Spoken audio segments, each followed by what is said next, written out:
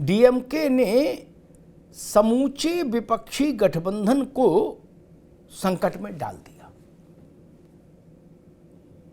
पटना, पटना के बाद बेंगलुरु, बेंगलुरु के बाद मुंबई, 3 स्थानों पर बैठकें करने के बाद जो थोड़ा बहुत उल्लास और जुम्बिश उसमें आई थी INDIA में, उस पर तुषारापात कर दिया स्टालिन के साहबजादे ने, दयानिधि महाराज।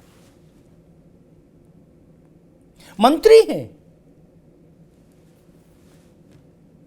और वो कह रहे हैं कि सनातन डेंगू, मलेरिया और कोरोना की तरह है, इसके विरोध से काम नहीं चलेगा, इसको समाप्त करना होगा, खत्म करना होगा। बाबा रे बाबा, जो काम सदियों रहा है दुश्मन दौरे जमा हमारा, जो काम सदियों सदियों में कोई नहीं कर पाया, चंगेज आए, नादिर शाह आए, तैमूर लंग आया, अब्दाली आए, कब्दाली आए, कहाँ कहाँ से कैसे कैसे लोग आए तलवार लेकर, क्या किया? काल के गाल में समा गए सनातन जस की तस। उसको समाप्त करने का बीड़ा कौन उठा रहा है? MK स्टालिन का बेटा, जो तमिलनाडु में मंत्री है, मुख्यमंत्री के बेटे और खुद मंत्री। अब सांस, वो तो जो बोल रहा था बोल गए, और हो सकता है उसके उस बोलने से तमिलनाडु में उनको कुछ राजनीतिक लाभ भी हो जाए, 1-8%। लेकिन पूरे देश में मुसीबत में फंस गई कांग्रेस, और मुसीबत में फंस गए INDIA के वो दल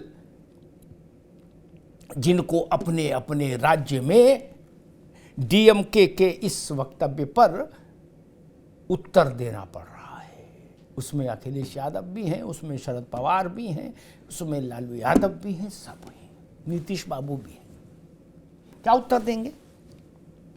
अखिलेश यादव हलकान थे स्वामी प्रसाद मौर्य से ही, वही बवाले आजम थे उत्तर प्रदेश में। वो अखिलेश यादव और उनकी पार्टी के लिए संकट का कारण बन रहे थे, क्योंकि वो भी हिंदुत्व के खिलाफ मोर्चा खोले हुए थे। हाल में उन्होंने कहा था कि हिंदू धर्म ही कोई नहीं है, कुछ नहीं है, ये सब फर्जी है। उनका कहा संभालते संभालते अखिलेश यादव परेशान थे कि ऊपर से ये भद्रा आ गई, ये गाजगिरी आके। उनके स्टालिन के बेटे और इनके स्वामी प्रसाद मौर्य, और फंस गया बीच में INDIA। सनातन विरोधी विचार के बाद क्या आप ये उम्मीद करते हैं कि आप हिंदुस्तान में जनता का मन जीत सकते हैं? और सनातन का मतलब, वो व्याख्या अगर हम छोड़ भी दें कि जो आदि है, अनंत है, चिरंतन है, वही सनातन, वो व्याख्या छोड़ भी दें, स्थूल रूप में भी आए, तो सनातन का मतलब जानते हैं?